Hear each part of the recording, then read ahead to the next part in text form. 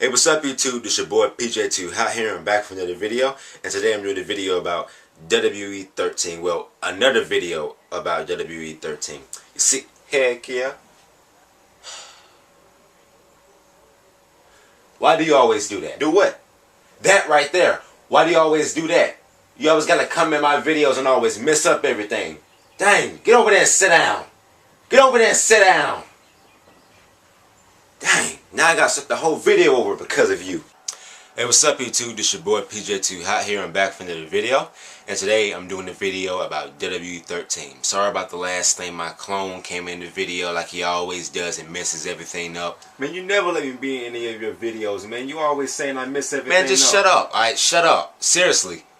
I mean, it's not really that much of a big deal. I mean, seriously. Okay, you're not in my video. Stop whining about it. Because you never let me be in any of your videos. I let you be in that last video. But I wasn't in it for that long. Shut up. Seriously, shut up. I am trying to do this video by WWE 13. And all you keep doing is distracting me. But listen though, it's like every time I try to be in your video and you do let me be in the video, like you only give me like a couple of seconds. But was you in the video? Yeah. Alright then, so shut up. Now sit over there and shut up. Watch TV, watch something, play the game or do something. Dang. Anyways, what I'm looking for, like, I'm hyped for WWE 13. I seriously am. This is probably one of the most hyped games most hyped up WWE 13. Yeah, most hyped up look at WWE. You over there stuttering. No, okay, now why you gotta say something? Huh? Why you gotta say something? Because shut up. Alright? Shut up. Sit over there and stop crying. Okay? You talk about me stuttering and you sitting over there crying like a little kid. Shut up. Dang, now be quiet. Get out my room or something. Dang. I mean, we're already doing the PJ show together, so what does it matter that you're not in one of my videos? Huh? Huh? Yeah, you're quiet. Shut up. Anyways, this has to be the most hyped up game, well, at least the hyped up WWE game that I've ever seen. Like, it's getting a lot of pre-orders. It is like so hyped up because it features the Attitude Era. And when is the last time a WWE game featured the Attitude Era? Long time ago. One of the best games so far on Attitude Era games so far, I have to say either be I think it was WWF No Mercy and WWF WrestleMania 2000 was one of my favorite on Attitude Era wrestling games that I ever played. So this one, they're going back. We basically have an HD Attitude Era game. I mean, it's current WWE stars too, and it's Attitude Era stars all together in one game. But the game, to me, the game is more focused towards the Attitude Era more than the current era. I mean, the Attitude Era was more popular than the current era. It's way more popular. It's like, I don't know. You know, the current era is not bad, but it's just the Attitude Era is just a lot more popular because what WWE did, what they did to make WWE beat WCW before beat WCW, buying it and then becoming like the biggest wrestling company in history, you know, to this day. The Attitude Era was beast. You got Stone Cold Steve Austin, you had The Rock, the corporate, the Ministry of Darkness, you know, with Undertaker, like the corporate ministry, to people who remember that or not, I do. Great days back then. Kane, when Kane's debut, Kane versus Undertaker at WrestleMania 14, that's going to be in the game because it's a storyline. I think it takes place for that. I'm not too sure, but it should be because they got Kane's debut in Attitude Era mode, so it should be in there. Since they got Kane's debut, they basically told you that the Brothers of Destruction storyline is about the Kane and the Undertaker feud back in the Attitude Era when Kane first came in, and they had that feud where I think led to WrestleMania 14, to where Kane tombstone Pete Rose. think Pete Rose, which was one of Kane's greatest moments. To me, that was one of Kane's best matches too. Kane vs. Undertaker WrestleMania 14. To me, like, it's one of my favorite Kane matches. But anyways, let's see what else we got. Okay, we got that famous Attitude Era mode, which I can't wait to get on that. You know, I cannot wait to get in there and relive some of the greatest moments ever. Universe mode looks freaking fantastic. I mean, like, Universe mode from the past two games from 2011 to WWE 12, it always felt like it was missing something. It's like every time I played it, it felt like it was missing something. Something was just missing. This one in WWE 13 feels complete. It feels complete. It feels like the complete package I was waiting for. WWE 12, they improved on it and made it a lot better, but it still felt like something was missing. You know, I kind of like something is missing.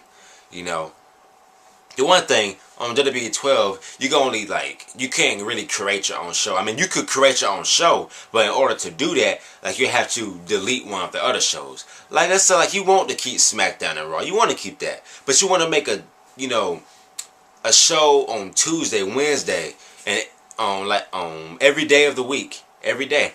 On WWE 13, you can do that. On 12, you couldn't. On 12, you're gonna make it on, I think it was Mondays, Thursdays, Fridays, and then not every single Sunday you can make a pay-per-view. Like, the only way to make a pay-per-view is to get rid of an actual pay-per-view, delete that one, and then make a new one.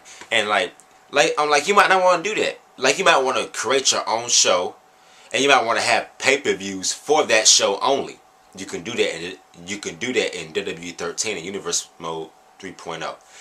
That really got me hyped up. And remember, in my last video, I think it was on what I'm looking forward to. I think that's the video. I think that's the right video. I said that I was hoping that they will allow you to make shows on every single day. I said that, and look what happened. We can make shows on every single day. That was what I was looking forward to. That's what I was hoping they was gonna do, and they did it. They did it. So I'm happy that I actually got what I wanted. I can make my own show. I can make a pay-per-view for that show. Let's say, like, I want to make my own show and make my own pay-per-view. So basically, like, I'm trying to make my own wrestling company. You know what I mean? And then I can get that pay-per-view, make it just for that show. So it's like I have my own company, and having my company have its own pay-per-views. They brought back the championship creator, you know, create a championship. It's not really called it's not called create a championship. It's called championship editor, and all you can really do is edit current WWE championships. But from what I've read on some articles, you know, because like I searched up a lot of stuff about it, and I read some articles, they say there are 2 custom championship slots. You know what I mean? So I'm assuming you could just take that and actually make your own. I'm not too sure. I also heard that when you edit a WWE championship, they would save that as a separate championship. So it's still technically like create a championship. You could rename the belt. When they save it, it's not going to save over the real championship. It's going to create, it's basically going to save that championship as a brand new championship. So that way, like, you don't have to get rid of, like, let's say, like, okay, let's say, like, the undisputed WWE championship. I think that's the one they used back in 2002 where Chris Jericho won it. I think that's right. Yeah, the Undisputed Championship. I think it was back in 2002. Okay, let's say you want to take that belt. You want to edit it up, but you don't want to, like, save it over the original, you know, belt. Like, you want to save it as a new slot. So just save it as a brand new belt. Basically, it'd be cool though, cause I want to edit some championships. But, like, I don't want to, like, get rid of the original ones. I want to edit them and save them as a separate championship and not save it over the other championship. So that's why I've read that you don't. That's why I've read that you don't have to save it over the championship. The game will automatically save it as a separate and brand new championship to use, and you can assign that belt to your shows. So basically, I can create my show, create my championships for that show. Let's say, like, I get a show name. Let's see. Let me just think of a name like SCW, or, you know, SWE. Like, I don't know. something championship wrestling, special championship wrestling, or special wrestling entertainment. You know what I mean? Something like that. And I go in championship editor, and then I would like the SCW championship, the SCW tag team championship. Like I want to, I want to do that. You know what I mean? Have some fun, and put it up in there, like on my show. Have my whole show feature created superstars and have them defend their titles, make pay-per-views for that show, so I can make up like SCW presents wrestling reunion, or wrestling palace, like a pay-per-view. That's a sucky name, but something like SCW presents wrestling palace. That'd be the pay-per-view, and that could be like SCW's WrestleMania. It'd be Wrestling Palace, and then you could put Wrestling Palace 2011 or 2012 or 13, and you know, and have only your superstars from your KCW. Your not KCW, SCW show, and you know, that's perfect.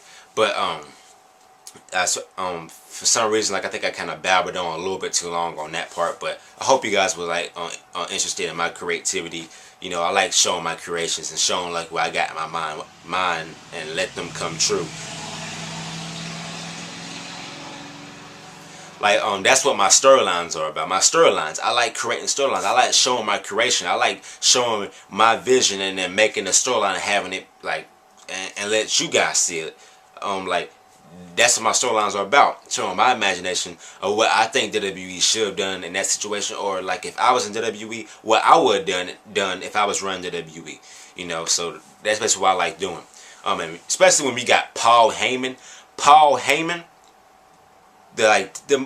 he's the greatest. He's the mastermind of professional wrestling. Paul Heyman is brilliant. When it comes to writing storylines, when it comes to doing something like that, Paul Heyman is brilliant. He is good at booking. He is good at making talent. Paul Heyman is fantastic. I'm a huge Paul Heyman fan.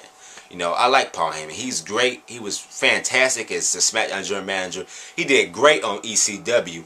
You know, it was just Paul Heyman. He's a beast, and like I'm glad that he and CM Punk are doing this.